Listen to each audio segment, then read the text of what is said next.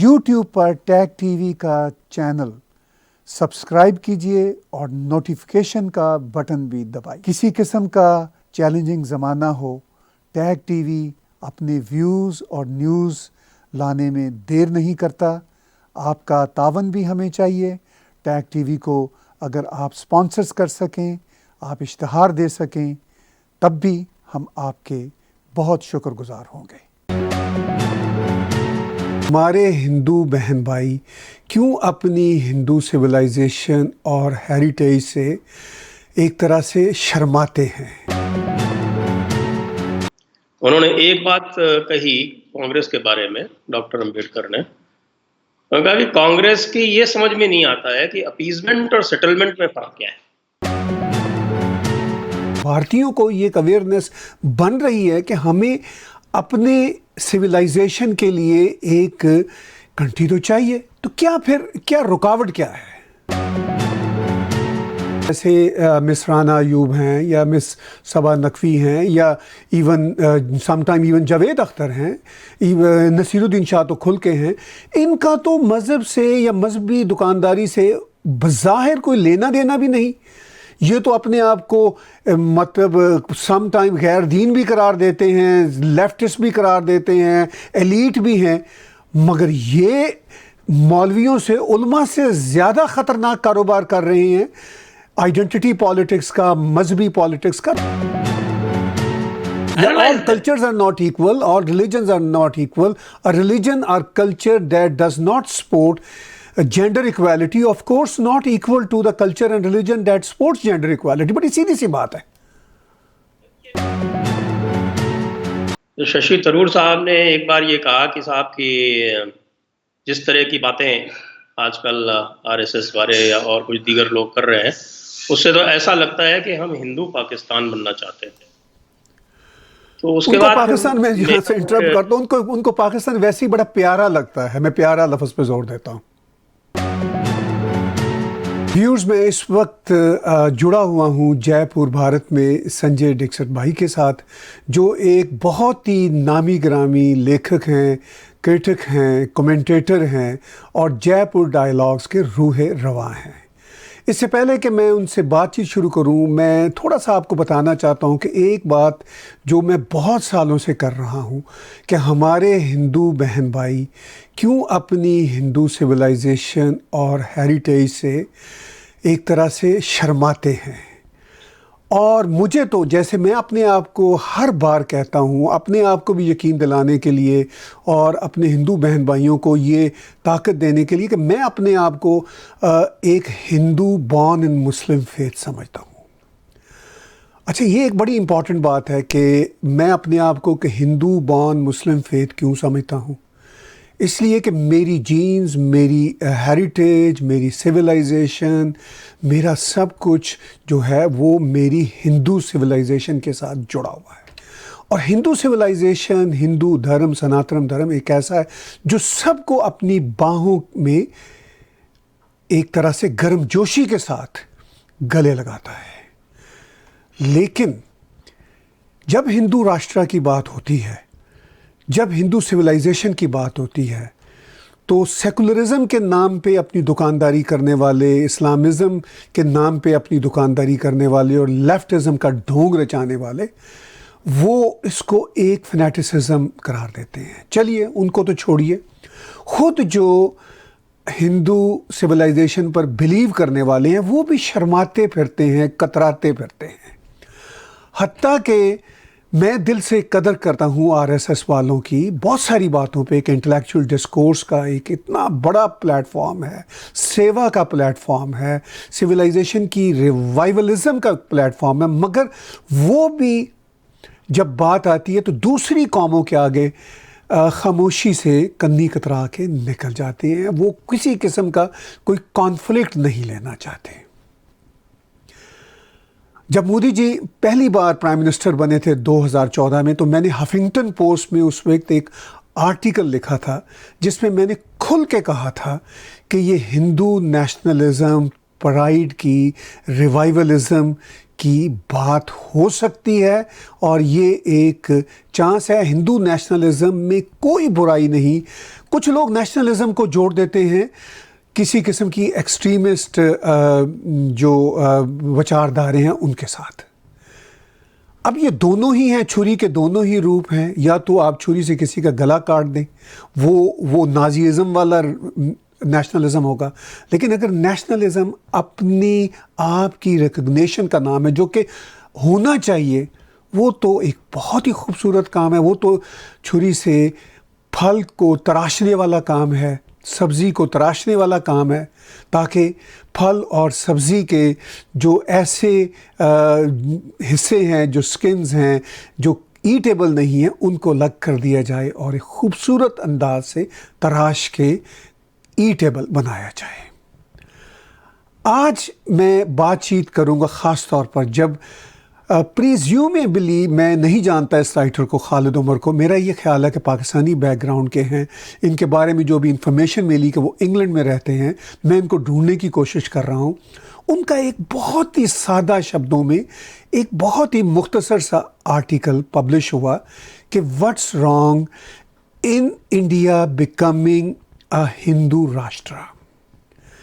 अब ये वायरल हो गया आर्टिकल, मेरे सारे हिंदू बहन भाई इसको वायरल कर रहे हैं। मगर मैं उनसे ये पूछता हूँ, बड़ी अच्छी बात खालिद उमर ने लिखी, बहुत सादा शब्दों में लिखी, मगर ये सारी बातें तो आप भी सोच रहे हैं, तो आपको क्यों एंडोर्समेंट चाहिए किसी बाहर से, और वो किसी पाकिस्तानी मेरे जैसे मुस्लिम फेथ क्लब से? आप खुद भी तो इस बात को आगे लेकर चल सकते हैं। मैं ये समझता हूँ कि भारत में ख़ास तौर पर 70 साल से, जब से इंडिपेंडेंस हुई, 70-72 साल से, और उससे पहले ये जो इन्वेडर्स थे, इस्लामिस्ट इन्वेडर हों, चाहे ये ब्रिटिश राज के नाम पे लूटने वाले हों, इन सब ने भी पूरे का पूरा मेरे हिंदू सिविलाइजेशन का जो कॉन्फिडेंस है वो शेक किया। मगर अब समय आ गया है कि उसको आगे लेकर चलें। मैंने ये तमहीद थोड़ी सी इसलिए लंबी बांधी कि ये एक बहुत ही इम्पॉर्टेंट बात है। अब मैं अपने बहुत ही जो स्कॉलर गेस्ट हैं उनको अपने साथ जोड़ता हूँ। नमस्ते संजय भाई, कैसे हैं आप? नमस्ते ताहिर भाई। आपने मेरी वो जो छोटा सा लेक्चर सुना, तो आप इसको कैसे देखते हैं? आपकी बात बिल्कुल सही है कि एक बड़ी डिफेंसिव सी अप्रोच है यहाँ भी लोगों की। पता नहीं जब बात होती है हिंदू राष्ट्र की तो वो इतना शर्मा क्यों जाते हैं। मुझे याद पड़ता है कि हमारे मित्र हैं शशि थरूर साहब, आप जानते होंगे उनको। तो शशि थरूर साहब ने एक बार ये कहा कि साहब कि जिस तरह की बातें आजकल आरएसएस वाले या और कुछ दीगर लोग कर रहे हैं, उससे तो ऐसा लगता है कि हम हिंदू पाकिस्तान बनना चाहते हैं। तो उसके बाद पाकिस्तान में, यहाँ से इंटरप्ट करता हूँ, उनको पाकिस्तान वैसे ही बड़ा प्यारा लगता है। मैं प्यारा लफ्ज़ पे जोर देता हूँ। तो मैंने फिर मुझको एक इनविटेशन मिला। एक सृजन फाउंडेशन है जो अब संगम फाउंडेशन के नाम से जानी जा रही है दिल्ली में। काफ़ी वो टॉक्स वगैरह करवाते रहते हैं। तो उन्होंने मुझको इनवाइट किया और मैंने एक टॉक दिया हिंदू पाकिस्तान के ऊपर। और उसका लब्बो लिबाब, उसका निचोड़ मैंने आखिर में ये निकाला, जो अंग्रेजी में था वो टॉक, और मैंने आखिर में जो कंक्लूडिंग रिमार्क किया, मैंने कहा कि Hindu Pakistan will be a damn good idea. तो ये सुनने में बड़ा अजीब सा लगता है, लेकिन ये बात ऐसी है कि जो कॉन्सेप्ट आपका पाकिस्तान का था, और हमें जाना पड़ेगा 1947 से पहले, देखना पड़ेगा कि ये पाकिस्तान का कॉन्सेप्ट कहाँ से आया, कैसे आया। इसको हिंदुओं ने, ख़ास तौर से महात्मा गांधी ने किस तरह से उसको लिया, और किस तरह से फिर वो एक बात चली जिसमें आपस में ही, आप ये देखिए कि मुस्लिम पॉलिटी में ही आपस में एक डिफरेंस ऑफ ओपिनियन हो गया। एक कौम मुत्तहिदा की बात करने लगे और एक कौमियत जुदागला की बात करने लगे, और इसके ऊपर एक डिस्कोर्स चलता रहा। मुझे लगता है कि यहीं कहीं एक थोड़ा सा कन्फ्यूजन सा हुआ, जिसको डॉक्टर अंबेडकर ने बड़ी खूबसूरती से इसको उभारा है अपनी किताब में जो उन्होंने लिखी थी, पाकिस्तान और द पार्टीशन ऑफ इंडिया। उन्होंने एक बात कही कांग्रेस के बारे में, डॉक्टर अंबेडकर ने। उन्होंने कहा कि कांग्रेस की ये समझ में नहीं आता है कि अपीजमेंट और सेटलमेंट में फर्क क्या है। और उनका कहने का जो लब्बो-लुबाब था वो ये था कि ये जो कांग्रेस ये प्रिटेंड करती है कि we represent all sections of people, इससे इनको बाहर आना चाहिए और इनको ये बात करनी चाहिए कि जो लोग ख़ास तौर से जो ये पाकिस्तान की बातचीत कर रहे हैं और पाकिस्तान बनाना चाहते हैं, ये ज़्यादातर ऐसे हैं, ज़्यादातर क्या कि लगभग 90% से ज़्यादा ऐसे हैं जो हिंदुस्तानी सूबों में जहाँ वो माइनॉरिटी में हैं, वहाँ वो ये माइनॉरिटी पॉलिटिक्स कर रहे हैं। आप मेरे से इस बात पे इत्तेफाक रखेंगे कि सारा का सारा जो पाकिस्तान मूवमेंट था, वो यूपी, सीपी, आपके भोपाल नवाब, आपके बॉम्बे, आपके जूनागढ़ वगैरह, ये सब बॉम्बे के प्रेसिडेंसी के अंडर में आते थे। ये सब इन लोगों के दिमाग की उपज थी और इसका खामियाजा किसने भुगता? इसका खामियाजा भुगता उन लोगों ने जिन्होंने 1937 में मुस्लिम लीग को एक तरह से बिल्कुल ही नकार दिया था और 1945-46 के इलेक्शंस में भी, खासतौर से जो 1946 का प्रोविंशियल इलेक्शन हुआ था, उसमें भी मुस्लिम लीग अपनी सरकार नहीं बना पाई थी कहीं भी अपने दम पर। यहाँ तक कि बंगाल में भी उनको जोगेंद्रनाथ मंडल की जो शेड्यूल कास्ट फेडरेशन थी उसकी मदद लेनी पड़ी थी, तभी उनकी सरकार बनी थी। और सूबे सरहद में तो कांग्रेस की सरकार बनी थी। सिंध में भी इनकी सरकार बड़ी मुश्किल तब बन पाई जब कुछ डिफेक्शंस हुए और कुछ जो नॉमिनेटेड मेंबर थे एंग्लो इंडियन वगैरह वो आए साथ में, तब जाके मुस्लिम लीग की सरकार सिंध में बनी। और पंजाब में तो आपको पता ही है कि यूनियनिस्ट कांग्रेस की सरकार बनी थी। उसमें एक प्रकार से सर्वधर्म समभाव की बात जो हुई, उसमें हिंदू राष्ट्र की बात के बिल्कुल पीछे चली गई। यदि 1937 के बाद ये समझ में आ जाता कि Congress is not representing all sections of people, क्योंकि आप ये देखिए हुआ क्या 1937 के इलेक्शन में, मैं आपको फिगर बताता हूँ कि 450 से ऊपर मुस्लिम सीट्स थी उस वक्त। वहाँ पे सेपरेट इलेक्टोरेट हुआ करती थी, Muslims could vote only in Muslim seats. तो वो 450 से ऊपर सीटों में कांग्रेस ने सिर्फ 58 सीटों पर तो अपने कैंडिडेट फील्ड किए थे, उनको कैंडिडेट ही नहीं मिले। और 1945-46 में तो इससे भी बुरा हाल हुआ उनका कि उस वक्त कुछ सीटें तो जीत गए थे, वो यूपी वगैरह में 26 सीटें जीते थे 62 में से। और 1946 के इलेक्शन में यूपी जो हॉटबेड था, जहाँ से सारा मूवमेंट संचालित होता था, चाहे वो अलीगढ़ हो या रामपुर हो या मुरादाबाद हो, सहारनपुर, देवबंद, ये सब के सब यूपी में थे। तो वहाँ पे उनकी 66 में से 12 सीटें आई, बाकी सब मुस्लिम लीग ने स्वीप किया। तो इस तरह की चीज़ें होने के बाद भी जो अम्बेडकर साहब ने कहा था कि साहब ये आप ढोंग छोड़िए, आप मुस्लिम्स को रिप्रेजेंट नहीं करते हैं, इसको मानिए। आप एक हिंदू पार्टी के रूप में उनसे सेटलमेंट कीजिए और उस सेटलमेंट में आप फुल पॉपुलेशन एक्सचेंज मानिए। कहिए कि ठीक है, पाकिस्तान हम मानते हैं, दिक्कतें हैं, पाकिस्तान हम मानते हैं, लेकिन there should be full population exchange. अब इसको आप जरा पॉलिटिकली देखिए जी। आप जितने भी आपके नवाब, जितने भी आपके रईसजादे, जितने भी आपके इधर के दिल्ली के आसपास के, ख़ास तौर से वेस्टर्न यूपी के, और आपके भोपाल, जूनागढ़, ये बड़े बड़े जितने भी थे, ये सारे के सारे पाकिस्तान के लिए पिच कर रहे थे। और आप यदि उस वक्त मांगते फुल पॉपुलेशन एक्सचेंज, तो ये जो आपका वैनगार्ड था, जो आपकी लीडरशिप थी पूरी की पूरी, पार्टीशन जो मांग रही थी, ये उसी वक्त ख़त्म हो जाती है। अच्छा, मैं यहाँ पे थोड़ी सी बात को जोड़ना चाह रहा हूँ इस वक्त की सूरत हाल के साथ भी। बहुत अच्छा आप हमें हिस्ट्री का पर्सपेक्टिव दे रहे हैं।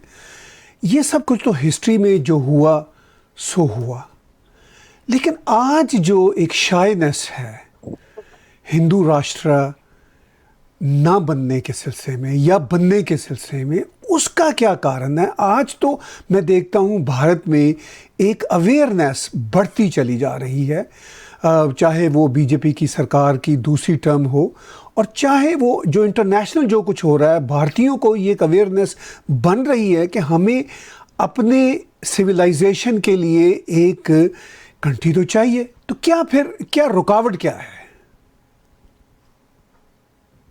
रुकावट तो वैसे यदि देखा जाए तो सिद्धांतिक रूप से या उसूलतन तो कोई किसी तरह की रुकावट नहीं है, लेकिन आप ये मानिए कि जो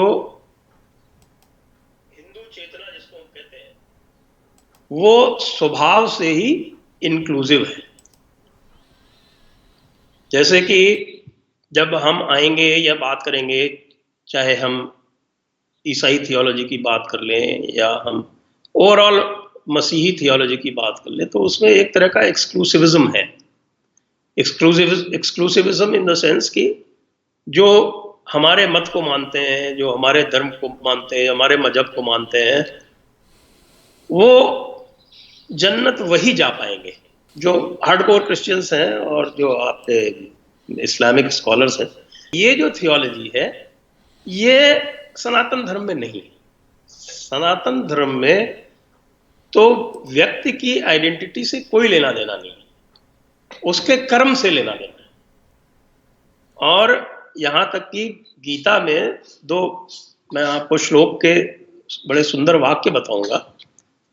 उसमें तो जो इक्वालिटी का कॉन्सेप्ट है, वो इक्वालिटी का कॉन्सेप्ट सिर्फ ह्यूमन बीइंग्स तक ही नहीं लिमिटेड है, वो कि पूरी कायनात में हर जो भी, जिसको बोलते हैं संस्कृत में भूत, भूत का मतलब वो वाला भूत नहीं होता है, भूत का मतलब होता है बीइंग। तो कृष्ण कहते हैं अर्जुन को, समम सर्वेषु भूतेषु तिष्ठन्तम परमेश्वरम, कि जितनी भी बीइंग है, एनिमेट इनएनिमेट, चाहे वो आदमी हो, चाहे जानवर हो, चाहे पेड़ पौधे हो, चाहे पहाड़ हो, चाहे पत्थर हो, सब में परमेश्वर का निवास समान रूप से है। एक तो ये चीज कहते हैं, और दूसरी चीज और उससे भी अच्छी कहते हैं कि समूहम सर्वभूतेषु न मे द्वेषोस्ति न प्रिय।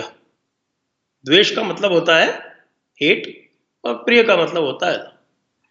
तो मैं सभी भूतों में, in all beings, again animate inanimate, मैं सब में समान रूप से उपस्थित हूं और न मुझे किसी से द्वेष है, न मैं किसी को हेट करता हूं और न मुझको कोई प्रिय है, न मैं किसी से लव करता हूं। मैं सबके साथ बिल्कुल सम रूप से बराबर स्थित। तो ये जो है, ये हिंदुइज्म की बेसिक फिलॉसफी है। और इस बेसिक फिलॉसफी की वजह से आप ये देखिए कि सनातन धर्म में, हिंदुइज्म में, और हिंदुइज्म के साथ साथ जो और कॉग्नेट रिलीजन्स हैं, उनमें कोई जिम्मी नहीं होता। जो सेकेंड क्लास सिटीजन का या person who does not even deserve to live का जो कॉन्सेप्ट है, जो क्रिश्चियनिटी में भी है, और हालांकि क्रिश्चियनिटी में रेनेसांस के बाद, एनलाइटनमेंट के बाद ये कम हो गया। कॉलोनाइजेशन में जरूर वो डॉक्ट्रिन ऑफ डिस्कवरी यूज करते रहे, लेकिन धीरे धीरे 19वीं 20वीं शताब्दी तक तो आते आते वो बहुत कम हो गया। और लेकिन ये जो जिम्मी का कॉन्सेप्ट है वो इस्लामी राष्ट्रों में आज भी है। आज भी सऊदी अरब में आप चर्च नहीं बना सकते, मंदिर नहीं बना सकते, यहाँ तक कि आप अपने घर तक में कोई मूर्ति रख के पूजा नहीं कर सकते। तो ये जो जिम्मी का कॉन्सेप्ट है, ये हिंदू धर्म में बिल्कुल नहीं है। इसलिए यदि हिंदू राष्ट्र बन भी जाए जी, तो उसमें किसी को कोई दिक्कत नहीं होगी। लेकिन देखिए ना, मैं ये यहाँ पे थोड़ा सा आपकी बात को आगे लेकर चलता हूँ। आपने ज़िमनी का जिक्र किया, वो बिल्कुल दुरुस्त है। पाकिस्तान जो बुनियादी तौर पर हिंदू भारत था, और अभी भी अपनी सिविलाइजेशन के अतबार से, या लोग ना माने तो अलग बात है, वहाँ पर जो मंदिर गुरुद्वारा बने हुए थे वो तो 99% ख़त्म कर दिए गए। जो हिंदू भारत था, जिसको हिंदू पाकिस्तान के हवाले से वो कहते हैं शशि थरूर जी, तो अगर ये सूरत हाल हो, उसमें फिर भारत को जो भारत की अपनी सिविलाइजेशन है, जिसका खालिद उमर ने भी अपने आर्टिकल में डिबेट किया कि इनफैक्ट ये जो है भारत की सिविलाइजेशन ये सेकुलर है। अब जो भारतीय हैं वो तो कहते हैं कि हम या तो सेकुलर हैं या नहीं हैं। सेकुलरिज्म का कारोबार वो करते हैं जिन्होंने पॉलिटिक्स में अपनी मर्जी के मनमानियाँ करनी हो, या लेफ्ट के लोग या इस्लामिस्ट लोग। लेकिन इनफैक्ट जैसे आरएसएस या दूसरे जो बढ़िया ऑर्गेनाइजेशंस हैं, बढ़िया ग्रुप हैं, वो भी सेकुलरिज्म से भागते हैं। हालांकि हिंदुइज्म तो बुनियादी तौर पर सेकुलरिज्म का नाम है। क्या मेरी गलत परसेप्शन है? मुझे बताइए। आप बिल्कुल वही बात कह रहे हैं जो मैंने अभी आपको अर्ज किया कि यहाँ तो जो समानता, जिसको मैंने कहा ना समम सर्वेषु भूतेषु या समोहम सर्वभूतेषु की जो मैंने बात की, तो वो सम का मतलब होता है इक्वल। तो वो बुनियादी रूप से इक्वालिटी का concept, equality not only among human beings, equality among all beings, ये तो फंडामेंटल कॉन्सेप्ट है। इसलिए तो हिंदुइज्म इनहेरेंटली सेक्युलर है। और हिंदुस्तान में जिस तरह से सेक्युलरिज्म का जो पॉलिटिकल डेवलपमेंट हुआ है, उसमें सेक्युलरिज्म का मतलब एक तरह से एंटी हिंदू हो गया। ये बड़ी अजीब बात है, लेकिन पॉलिटिकली आप देखेंगे कि ऐसा हुआ है। लेकिन आप और बिल्कुल ऐसा दुरुस्त कह रहे हैं कि एंटी हिंदू प्रैक्टिकली ऐसा ही हुआ, पॉलिटिकली भी ऐसा ही हुआ। मगर सेकुलरिज्म का कार्ड खेलने वाले ये कहते हैं कि हिंदुइज्म जो है वो एंटी अदर्स है, एंटी मुस्लिम है, ज़्यादा इस पर जोर है, एंटी अदर्स है। तो इस जो कॉनोटेशन को, जो गलत परसेप्शन इंटरनेशनली वो फैलाने में कामयाब हो गए हैं, इसको कैसे काउंटर किया जाए? इसको तो देखिए, किसी भी नैरेटिव को काउंटर नैरेटिव से ही चेंज किया जा सकता है। और इसमें मैं हिंदुस्तानियों की भी गलती मानूंगा। हिंदुस्तानियों की तरह का कोई किस तरह का मैं कहूँ कि कॉम्प्लेक्स रहा है कि वो हमेशा इस रोग से ग्रसित रहे हैं कि वो इस सर्वधर्म संभाव की बात करते रहे हैं। मैं तो डंके की चोट पर कहता हूं कि all religions are not the same. इस प्रिंसिपल को हिंदूज जो है आर्टिकुलेट करने में बहुत शर्माते हैं, जबकि इस्लाम को, क्रिश्चियनिटी को अपने आप को सुपीरियर कहने, अपनी सुप्रीमेसी व्यक्त करने में कहीं किसी प्रकार का कोई दिक्कत नहीं होती। हाँ, वो तो सुबह शाम तो ये ढोल बजाते हैं कि हम सबसे अच्छे हैं। बिल्कुल। अरे भाई, अगर आपने जीसस को एक्सेप्ट नहीं किया तो आप हेवन नहीं जा सकते। You can go to heaven only through Jesus, ऐसा क्रिश्चियंस कहते हैं। इसके उल्टे आपके इस्लाम में कहते हैं कि साहब कि अगर आपने रसूल को, अल्लाह को एक्सेप्ट नहीं किया तो आप तो कंपलसरी हेल में ही जाओगे, आप तो दोज़ख में ही जाओगे और जन्नत के दरवाजे आपके लिए बंद हैं, भले ही आप कितने अच्छे आदमी हो। मुझे याद पड़ता है मोहम्मद अली जौहर ने कहा था ये। मोहम्मद अली जौहर का जब ब्रेकअप हो गया, आपका खलीफत मूवमेंट कोलैप्स हो गया, तो मोहम्मद अली जौहर ने अपनी तकरीर में कहा कि भाई मेरे लिए मेरा मजहब ये सिखाता है कि गिरे से गिरा हुआ मुसलमान भी मिस्टर गांधी से मेरे लिए तो अच्छा है। ये कहने में मोहम्मद अली जौहर को कोई तकलीफ नहीं हुई, लेकिन गांधी जी फिर भी, तो इसको आप कह लें कि अपनी मासूमियत की वजह से, या वो जेन्युइनली ये सोचते थे कि साहब कि ऐसा करने से लोग हमारे साथ आ जाएंगे, क्योंकि अंबेडकर साहब ने बिल्कुल क्लियर कर दिया कि भाई अपीजमेंट और सेटलमेंट में फ़र्क होता है, वो आप नहीं समझ रहे। तो उसकी वजह से वो तो उनकी बराबरी करते रहे। यहाँ तक कि आपको ध्यान होगा कि स्वामी श्रद्धानंद का कत्ल किया था एक अब्दुल रशीद नाम के व्यक्ति ने, तो उसको भी महात्मा गांधी ने कहा कि ये तो मेरा भाई है। और उसके बाद भी हिंदुओं ने उनको सर माथे पर बिठाकर रखा। ये हिंदुओं की एक सहज सहिष्णु प्रकृति है, लेकिन इसकी वजह से ये भी होता रहा कि सच का सामना करने से जो हिंदू लीडरशिप है वो कतराती रही। वो इस चीज को एनालाइज नहीं करती, इसका विश्लेषण नहीं करती कि भाई सर्वधर्म संभाव ये एग्जिस्ट नहीं करता है।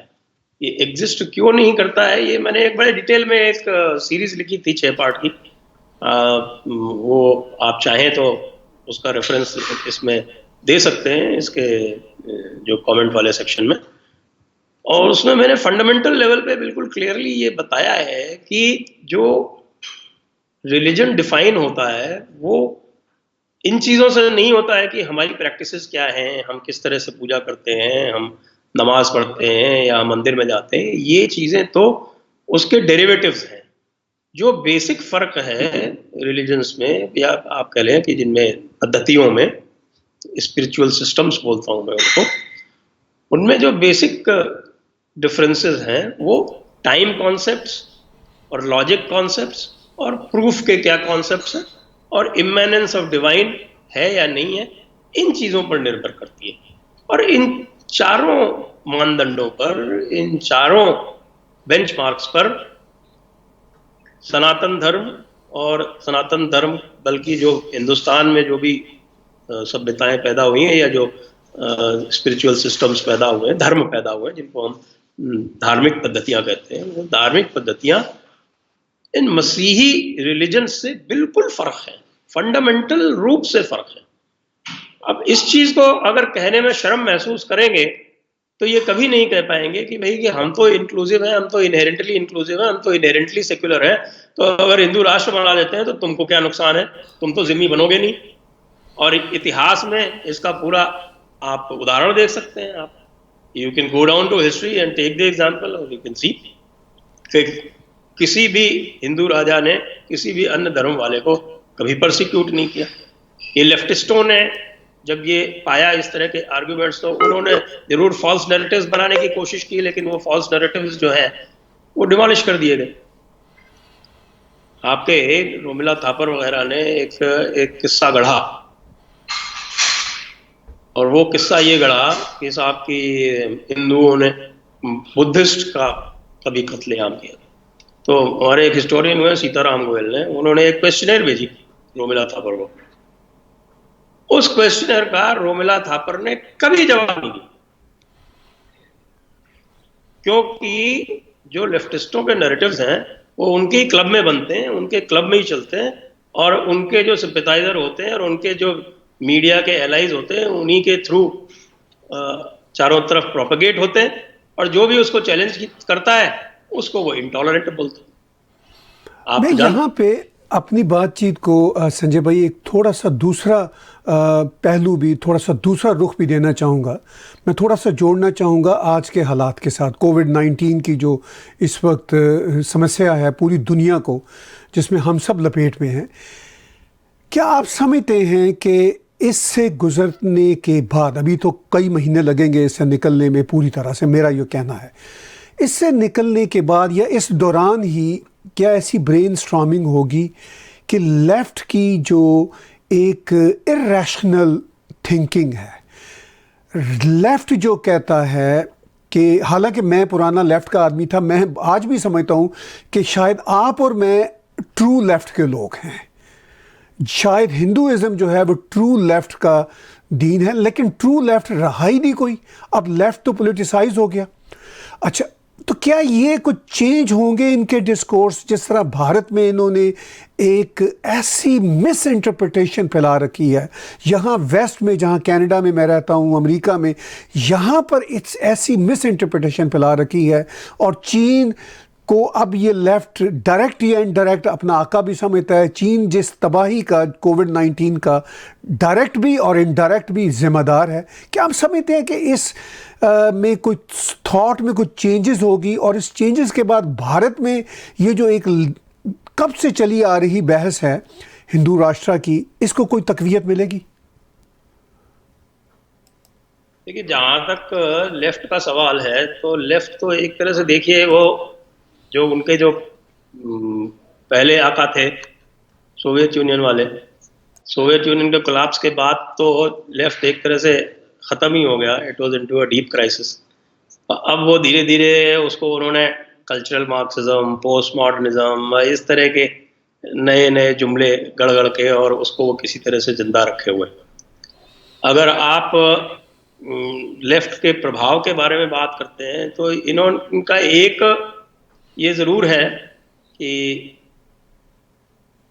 इन्होंने एक तरह से पूरी तरह से कब्जा किया हुआ है एकेडमिया पर। तो एकेडमिया पर जो इनका कब्जा है वो इनको ऑक्सीजन देता रहता है। हिंदुस्तान में इन्होंने क्या किया कि हिंदुस्तान में इन्होंने गठजोड़ किया इस्लामिस्ट से, जो कि अब आप देख रहे हैं बाकी दीगर जगहों पर भी होते हुए। बिल्कुल, यहाँ पर भी उतना ही गठजोड़ है जितना हिंदुस्तान में है अब। हाँ, तो लेकिन ये गठजोड़ हिंदुस्तान में इन्होंने पहले शुरू किया। आप ये देखिए कि जो अलीगढ़ स्कूल ऑफ हिस्ट्री है, इसकी तामीर हुई थी 1920 के दशक में, और इसके जो प्रणेता थे वो थे मोहम्मद हबीब साहब। ये मोहम्मद हबीब साहब कौन है? ये इरफान हबीब के वालिद हुजूर। और इनके खास चेले कौन थे? सतीश चंद्रा और नूरुल हसन। नूरुल हसन कौन थे? ये नूरुल हसन जो थे ये 1971 से और 1977 तक भारत के एजुकेशन मिनिस्टर थे। आप देख रहे हैं ना गठजोड़ कितना डीप है और कहां से हो रहा है। और आप ये जान के हैरान होंगे कि मोहम्मद हबीब साहब जो थे उन्होंने नेहरू साहब की मदद की डिस्कवरी ऑफ इंडिया लिखने में, और जब इंदिरा जी छोटी थी तब उनको ट्यूशन भी पढ़ाते थे इंडियन हिस्ट्री। और ये लोग जब सर्वे सर्वा और करण बने भारत के, तो इन लेफ्टिस्ट हिस्टोरियंस का जो उन पे प्रभाव था उससे हम आज तक पूरी तरह से नहीं उबर पाए। और इन्होंने ही जो इनके खास तौर से आप ये देखिए कि 1947 में पार्टीशन हुआ दो कौमी नजरिए पे, तो आप ये कह लें कि ये कौमियत जुदागला जी की जो बात थी, सेपरेट नेशंस वाली जो बात थी, तो वो दो कौम के ऊपर हुआ। उसके बाद फिर ये लगभग धीरे धीरे, क्योंकि शॉक ऑफ पार्टीशन और इस तरफ जो भी था, लेकिन जैसे कि हिंदू सहिष्णु है भूल गए। उसके बाद फिर ये all India Muslim personal law board की स्थापना हुई 73-74 में की। फिर ये जब शाहबानों वाला कांड हुआ तब ये मिल्ली तशख्खुस लेके आ गए कि साहब दो कौमी नजरिया तो चला गया, लेकिन अब मिल्ली तशख्खुस मतलब हमारी जो कम्युनिटी की आइडेंटिटी है, दैट इज वेरी इंपॉर्टेंट। तो उसके बाद आप ये देखिए कि रिएक्शन होना शुरू हुआ उस जो इन्होंने वायलेंट प्रोटेस्ट उस टाइम की शाहबानों के वक्त, और उसका रिपीटिशन अब आप देख रहे हैं। अब आप ये जो हमारे जो सो कॉल्ड एलीट हैं, सबा नकवी हैं, या आपकी आरफा खानम हैं, ज़ैनब सिकंदर हैं, राना अयूब हैं, दिस आर ऑल लेडीज, ये सब बात कर रही हैं मजहबी पहचान की। सब हमारी मजहबी पहचान क्या होगी? अब आप ये मुझे बताइए कि इस मजहबी पहचान में और दो कौमी नजरिए में और मिल्ली तशख्खुस में शब्दों के हेर फेर के अलावा और क्या फर्क? यानी ये सब बातें कर रहे हैं लोग, ये सब लोग बातें कर रहे हैं सेकुलरिज्म के नाम पे, यानी रिलीजन को अंदर ला रहे हैं सेकुलरिज्म के नाम पे, और वो भी ऐसे रिलीजन जो इनफैक्ट अपनी सुप्रीमेसी की बात करते हैं। तो ये एक वाकई फनी बात है। बिल्कुल। तो इसलिए जो अवधारणा थी और जिसको लगभग भूल गए थे, क्योंकि बाई नेचर टॉलरेंट हैं, लेकिन वही वाली बात होती है, वो जो कार्ल पॉपर का पैराडॉक्स है, जिसको कहते हैं कि if you tolerate intolerance then tolerance will vanish. Tolerating the intolerant minority will be the end of tolerance in the end. यानी दूसरे लफ्जों में ये इक्वालिटी ऑफ इनइक्वालिटी की बात करते हैं जी। यानी दूसरे लफ्जों में, दूसरे शब्दों में, ये इक्वालिटी ऑफ इनइक्वालिटी की बात करते हैं। ये जो सारी तरकीबें हो रही हैं, जैसे आपके सीएए के संदर्भ में हुई, ये तरकीब क्या थी? इनको ये लगा कि हमारा एक तरह का एक इनफॉर्मल वीटो हुआ करता था कि जिन मसलों को हम अपना मसला कहते हैं या मजहबी मसला कहते हैं, उन मसलों पर हमारा वीटो है, हमसे सलाह किए बगैर। और हमसे सलाह किए बगैर मतलब कि आपके उलामा से सलाह किए बगैर। क्योंकि आखिरकार तो हिंदुस्तान में हनफी मजहब कायम है और हनफी तो सारे मुक़ल्लिद होते हैं, तकलीद चलती है यहाँ। तो जो कुछ भी मुफ्ती या मुज्तहिद जिसको अप्रूव नहीं करेगा वो तो फिर उसको दुनिया मान ही नहीं सकती।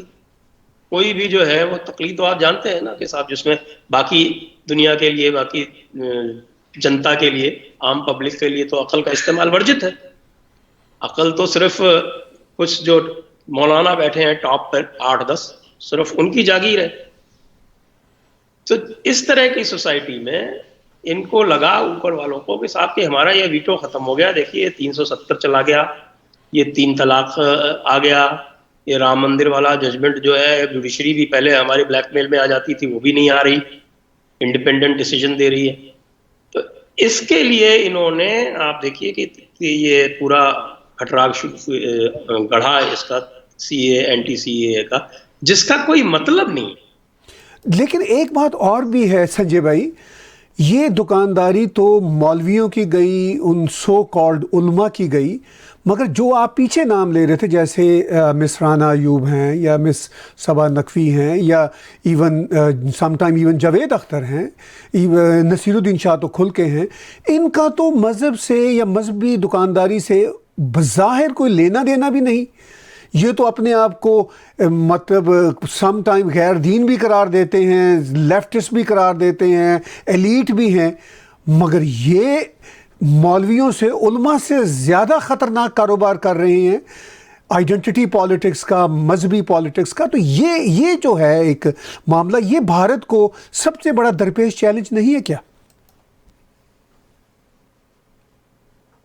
देखिए, ये लोग भी, ये जो सो कॉल्ड इस्लामिक वीटो यहाँ काम करता रहा है 60-70 साल तक, उसके बेनिफिशियरी हैं निश्चित रूप से।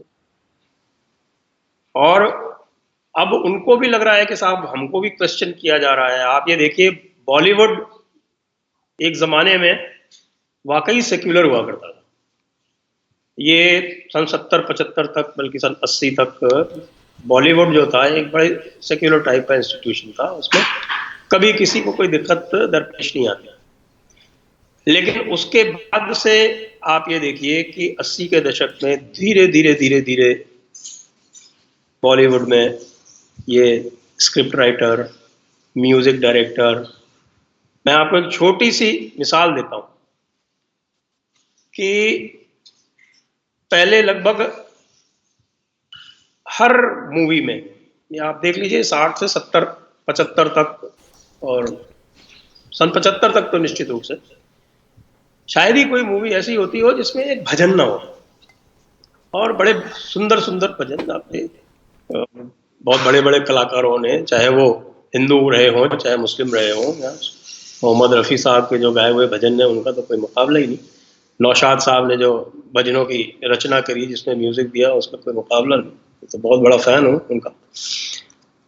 लेकिन 75 के बाद से आप देखेंगे कि इसमें धीरे धीरे कुछ मसला आता गया, और आज की डेट में आप किसी भी मूवी को देख लें, मेरे ख्याल से कोई 50 मूवी आएंगी तो शायद कोई एक कहीं आपको भजन दिखाई पड़ जाए। तो ये पब्लिक भी इसको रिएक्ट करती है। अभी जो आपने रामायण और महाभारत की जो 30 साल पुराने सीरियल थे, उनकी जो एक अनप्रेसिडेंटेड सक्सेस हुई है और एक वर्ल्ड रिकॉर्ड कायम हुआ है उनकी व्यूअरशिप में, वो एक तरह से कि ये स्टारवेशन सिंड्रोम हो गया। एक अजीब अजीब तरीके के, और हर जगह जहाँ देखिए आप, वो सूफी म्यूजिक वो एक बना दिया गया। अब हर पिक्चर में म्यूजिक आएगा तो वो सूफी म्यूजिक ही होगा। लोगों को पता नहीं है, सूफीज़म की भी असलियत पता नहीं है। मैं ज़रा इस पे ज़रूर कमेंट करना चाहूँगा। सूफीज़म एक कल्ट बन चुका है, बदकिस्मती से एक कारोबार बन चुका है। जो ट्रू सूफ़ी है, चाहे वो संत हो, चाहे वो साधु हो, चाहे वो सेंट हो, चाहे वो सूफ़ी हो, वो तो अपने आप को किसी धर्म से जोड़ता ही नहीं है, और वो अपने आप को सूफ़ी कभी कहता भी नहीं है। मेरी तो सीधी सी डेफिनेशन है, जो अपने आप को कलंदर या सूफ़ी कहे, मैं उसी वक्त उस पर शक करना शुरू कर देता हूँ। खैर, ये तो अपनी जगह पे बात है, मगर मैं थोड़ी सी बात को शिफ्ट दे रहा हूँ अरुंधति राय जैसे लेफ्टिस्टों के, ख़ास तौर पर उनका ये कहना रिसेंटली फिर कि हिंदू राष्ट्र बन रहा है, वही मैं खालिद उमर के आर्टिकल से बात जोड़ रहा हूँ, और वो फिर एक पैरानोया क्रिएट कर रही हैं कि मुसलमानों का एक जीनोसाइड होगा। ये क्या पैरानोया है या पॉलिटिकल दुकानदारी है या बिल्कुल मेंटल बैंकरप्सी है? ये क्या है संजय भाई?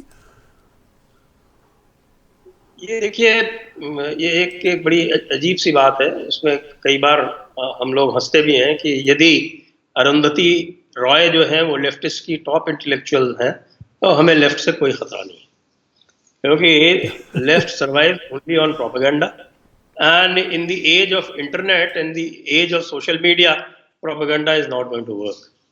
ये हिटलर वाला ज़माना नहीं है कि भाई सारे के सारे जो मीडिया के माध्यम थे वो सिर्फ कॉन्सेंट्रेटेड थे एक पावर के हाथ में और जैसा चाहता था वो ड्रिल कर लेता था। That is not possible. So if Arundhati Roy is your top intellectual, then you have a lot to worry about. ये तो एक बात हो गई अरुंधति रॉय की मेंटल कैपेसिटी और इंटेलेक्चुअल कैपेसिटी के ऊपर। दूसरी बात तो वो वहीं पे आती है कि साहब आप कह रहे हैं कि साहब की देयर विल बी जीनोसाइड, तो कोई तो कहीं इतिहास में इसका कोई उदाहरण होगा कि जहां पर हिंदू रूलर्स रहे। After all the Mughals, they became a minor force after Aurangzeb. और आफ्टर औरंगजेब क्या कि आपके देखिए कि औरंगजेब जब जिंदा ही था तब भी आखिर के जो 6-7 साल था वो मराठा क्वीन थी ताराबाई, उससे भागता भागता फिरता रहा और भागने भागने में उसकी 1707 में अहमदनगर में मौत हो गई। तो पूरी की पूरी जो 18th सेंचुरी है इंडियन हिस्ट्री में, वो मराठा सेंचुरी है।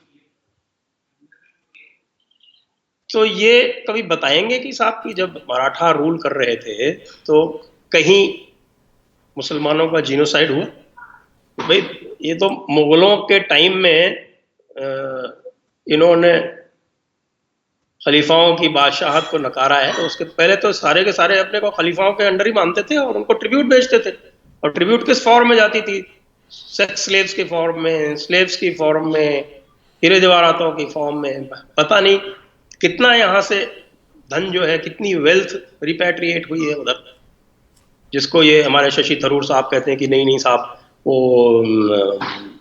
आपके ब्रिटिश में और उनमें बड़ा फर्क ये था कि जो ये मुस्लिम रूल से दे बिकेम अस। मैंने एक बार बड़ा मजाक उड़ाया कि भाई ये आपने बड़ी खूबसूरत बात कही कि कोई लुटेरा आया आपके घर में, उसने आपको अपने घर से निकाल के उसके ऊपर कब्जा करके आपको आउट हाउस में भेज दिया, आपके साथ ज्यादतियां की, आपकी बहू बेटियों की इज्जत लूटी और सब कुछ किया, लेकिन चूंकि वो आपके मकान में रह रहा है और आपको वहां से भगा दिया है तो ही बिकेम अस। ये मुझे बताइए संजय भाई, आखिर में हम इसको सम अप अगर करें आज की बातचीत को, तो क्या क्रक्स है जो खालिद उमर ने आर्टिकल लिखा और जो आप बातचीत कर रहे हैं, ये तो कई एपिसोड्स पर चलने वाली बातचीत है। आफ्टर ऑल क्या हम अपने भारतीय बहन भाइयों को, जो हमारी हिंदू सिविलाइजेशन पर बिलीव करने वाले बहन भाई हैं, उनको क्या एक तरह से मैसेज दें कि वो शाये ना करें अपनी सिविलाइजेशन को ओन करने से? मैं खालिद उमर साहब से पूरी तरह से इत्तेफाक रखता हूं, बल्कि ये कहना चाहता हूं कि उन्होंने सिर्फ टिप ऑफ आइसबर्ग को टच किया है और बहुत सारी ऐसी चीजें हैं जिन पे और हम बात कर सकते हैं और we can feel proud of our civilisation and we need not be absolutely at all be shy about it. और हमें जो डिफरेंसेस हैं उनको एड्रेस करना चाहिए और डिफरेंसेस को देखना चाहिए। We should not deny that there is no difference. ये बड़ी एक अपॉलोजेटिक सी एटीट्यूड है कि साहब all religions are not the same. They are not. If they are not, you should say why they are not. All cultures are not equal, all religions are not equal. A religion or culture that does not support gender equality, of course not equal to the culture and religion that supports gender equality. बड़ी सीधी सी बात है। दूसरे concept of nation is different. Indian concept of nationhood is civilisational. Islamic concept of nationhood is religious. The European concept of nationhood is ethnic. ये सब चीजें we have to clearly understand and project and fight for them. जो चीज़ सही है उसको सही कहने में दिक्कत क्या है? बहुत शुक्रिया संजय भाई, आपकी इसी बात पर, इसी नोट पर आज की हम बातचीत समाप्त करते हैं कि जो सही है उसको सही कहने में दिक्कत नहीं होनी चाहिए। बातचीत हम आपसे करते रहेंगे और ये ऐसे सब्जेक्ट्स हैं जिस पर अब ब्रेनस्टॉर्मिंग की ज़रूरत है, खुल के बातचीत हो ताकि हम में अब एक डायलॉग का माहौल आए, सही वाली सच्ची वाली सेकुलरिज्म प्रिवेल करे, सच्चा वाला लेफ्टिज्म आगे बढ़े, जो हिंदू सनातन धर्म की एक तरह से पहचान है, चूँकि वो सिविलाइजेशन के साथ, ज़मीन के साथ, नेचर से जुड़ा हुआ एक कॉन्सेप्ट है, कहीं ऊपर से आया हुआ कॉन्सेप्ट नहीं है। बहुत शुक्रिया संजय भाई। धन्यवाद। बातचीत सुन रहे थे आप संजय दीक्षित भाई की। हम इनके साथ बातचीत जारी रखेंगे और इन्हीं मौजूआत पर व्यूअर्स मैं बहुत सारे आगे शोज़ लेकर आऊँगा, चूँकि ये वो समय है कि जब हमें खुलकर बातचीत करनी होगी। आज का बिला तकल्लुफ़ तजिया मेरे साथ और संजय दीक्षित भाई के साथ देखने और सुनने का बहुत शुक्रिया। YouTube पर टैग टीवी का चैनल सब्सक्राइब कीजिए और नोटिफिकेशन का बटन भी दबाइए। किसी किस्म का चैलेंजिंग ज़माना हो, टैग टीवी अपने व्यूज़ और न्यूज़ लाने में देर नहीं करता। आपका तावन भी हमें चाहिए। टैग टीवी को अगर आप स्पॉन्सर्स कर सकें, आप इश्तहार दे सकें, तब भी हम आपके बहुत शुक्रगुजार होंगे। Subscribe Tag TV YouTube channel and press the notification button.